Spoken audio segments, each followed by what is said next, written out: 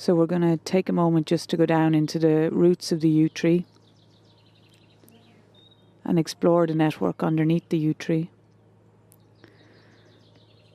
and explore the channels of knowledge and the information highway. And it's all about relinquishing yourself to the wisdom and allowing the wisdom to come to you and trusting that wisdom then.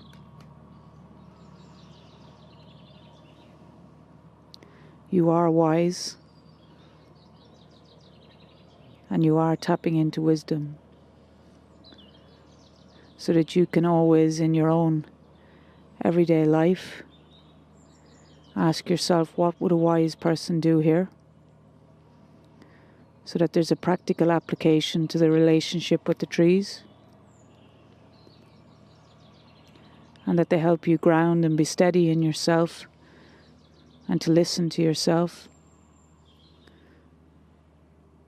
and to tap into the innate wisdom that's available to all living beings and that comes from the earth. So it helps you keep calm and cool and helps you see what it is you need to see in order to make the best decision for you on a day-to-day basis. So it is allowing the connection to the wisdom of the earth and by extension to the nature, to the trees, to the plants, the mountains and the rocks, the animals and the birds, and the collective wisdom of the earth for your own alignment, for health and wealth and well-being. And this is always the practical process, and it is a day-by-day, moment-by-moment process.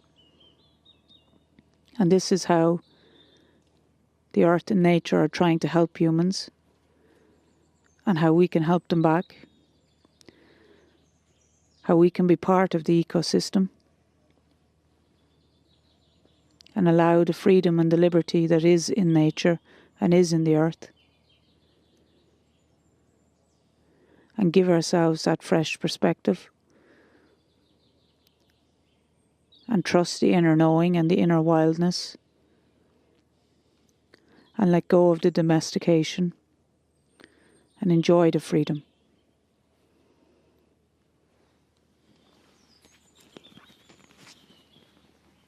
Greetings, dear ones. I'm Kryon of Magnetic Service.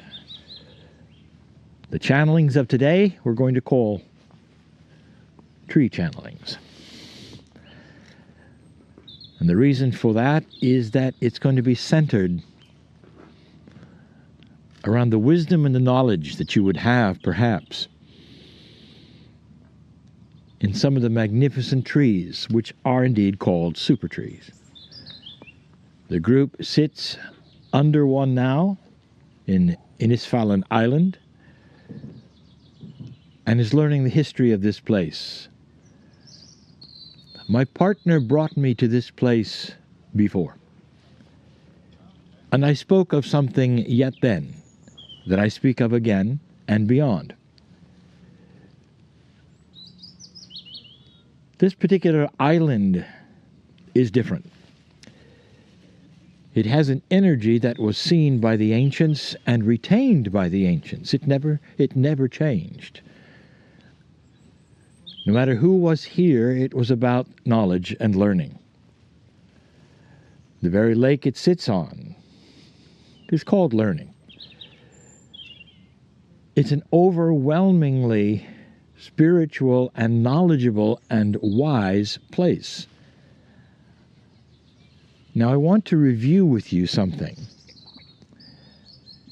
about Ireland, about specific places in Ireland. And I want to tell you yet again that there is no crystalline grid here. And for those who don't really understand that, this is an esoteric grid that I have talked about many times.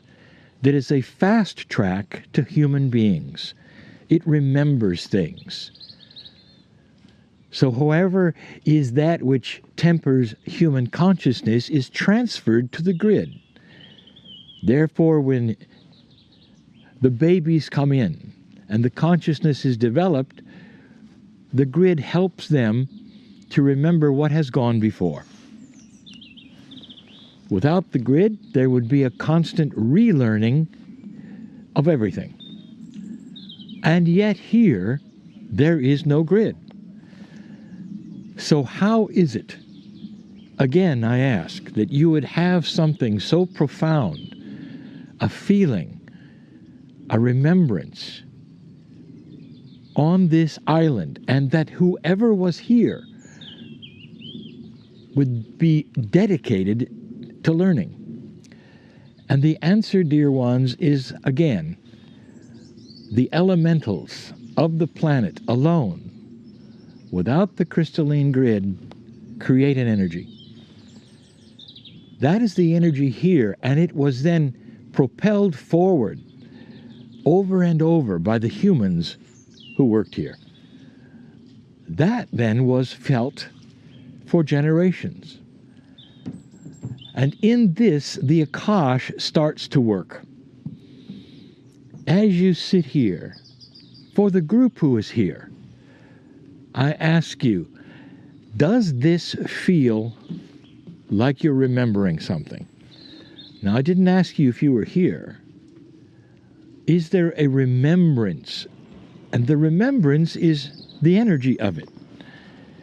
There is something here that is different from any other place. Dear ones, the crystalline grid is almost like a bias that lays over the land, remembering the past. But if you don't have it, it's pure Gaia. The elementals speak clearly without the grid, and what has happened before, the human consciousness remains. I want to talk a little bit about this. What happened here that was different?